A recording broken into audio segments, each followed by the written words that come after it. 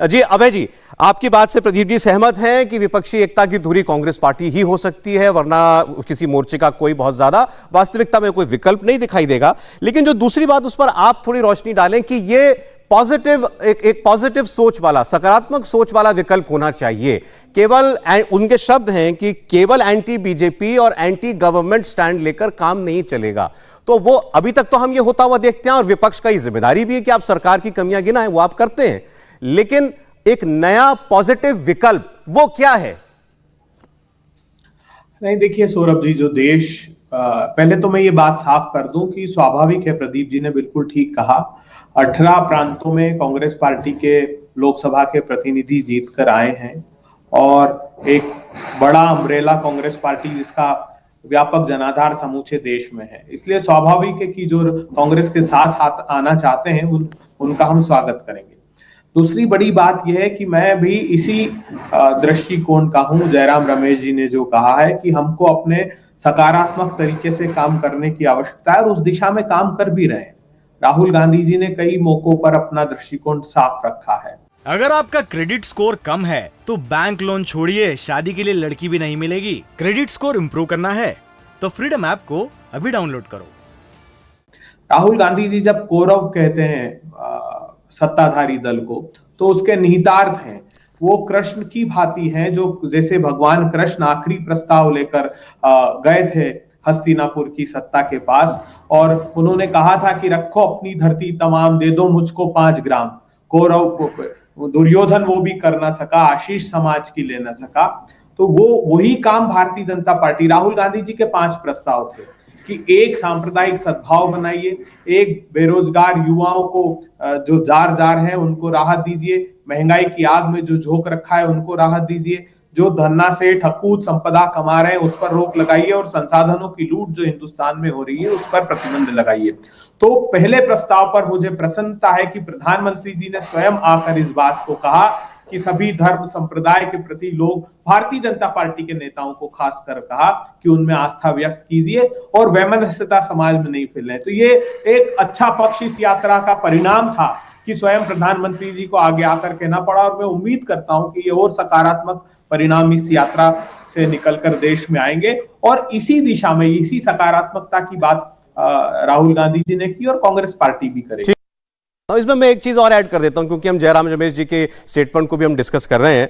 प्रदीप जी, उन्होंने इसके आगे एक और बात की, अपनी बात आप कंप्लीट कीजिएगा। फिर वो ये भी कह रहे हैं कि आइडियल सिचुएशन तो ये है कि हम हर राज्य के अंदर बीजेपी को हम सीधी टक्कर खुद दें, लेकिन शायद ये 2024 में मुमकिन ना हो। लेकिन हमें 2029 की तैयारी करनी चाहिए कि बीजेपी के सामने कांग्रेस पार्टी हर सीट पर अकेले अपने दम पर मुकाबला करे। तो इतना तो वो एडमिट कर रहे हैं कि आज की वास्तविकता में ये नहीं दिखाई देता कि हर राज्य में प्रमुख चुनौती देने वाला, प्रमुख प्रतिद्वंदी बीजेपी के सामने वो कांग्रेसी हो। नहीं, ये तो अच्छी बात है, ये स्वागत योग्य बात है। आप अपनी कमजोरी को पहचानते हैं, उसको जानते हैं और उसको सार्वजनिक रूप से स्वीकार कर एक बात स्पष्ट हो गई। दूसरी दो बातें कही, दूसरी बात पर मैं आ रहा था, जो उन्होंने है कि विपक्षीयता जो है उसकी धुरी सी। मैं ये कह रहा था, एकता की बात या किसी गठबंधन की बात वो किसी के साथ नहीं हो सकती। सार्वजनिक रूप से पहले शर्त रखें और उसके बाद बातचीत करें। ये इस यात्रा का मेरी नजर में जो है वो कांग्रेस पार्टी से ज्यादा राहुल गांधी को फायदा होता है, उनकी इमेज छवि को फायदा होता। कांग्रेस पार्टी को फायदा अगर होता, उसका एक ही प्रमाण, उस यात्रा के दौरान जो क्षेत्र में है उनके बड़े नेता अगर जुड़े होते। आप देखिए तमिलनाडु में एमके स्टालिन के और फारूक अब्दुल्ला और उनके महबूबा मुफ्ती के अलावा है कोई बड़ा नेता ऐसा नहीं। महाराष्ट्र गठबंधन में है कांग्रेस पार्टी, वहां भी शरद पवार है, उद्धव ठाकरे नहीं है। तो एक इस तरह की भावना जा रही या इस तरह का संदेश जा रहा है। अगर आपका क्रेडिट स्कोर कम है तो बैंक लोन छोड़िए, शादी के लिए लड़की भी नहीं मिलेगी। क्रेडिट स्कोर इम्प्रूव करना है तो फ्रीडम ऐप को अभी डाउनलोड करो।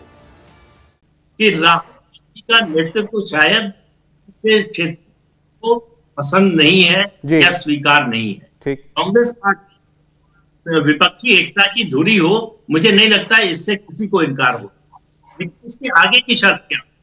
असली बात जो विपक्षी एकता में आकर है वो है नेतृत्व। क्या नेतृत्व के सवाल पर कांग्रेस पार्टी फ्लेक्सिबल? क्या कांग्रेस पार्टी इस बात के लिए तैयार हो विपक्ष अगर मजबूत विपक्ष खड़ा करना है तो हम नेतृत्व के मुद्दे पर भी पुनर्विचार करने को तैयार है? ये एक बड़ा सवाल होगा, क्योंकि ये ध्यान देने की जरूरत नहीं है। आपको पता है कौन सी पार्टियां हैं जो ये चाहती हैं कि पहले नेतृत्व का तय हो और राहुल गांधी का नेतृत्व ना हो। ये वो सार्वजनिक रूप से कई पार्टियां स्पष्ट भी कर चुकी, लेकिन कांग्रेस पार्टी के लिए ये इस प्रश्न का उत्तर आसान नहीं होगा।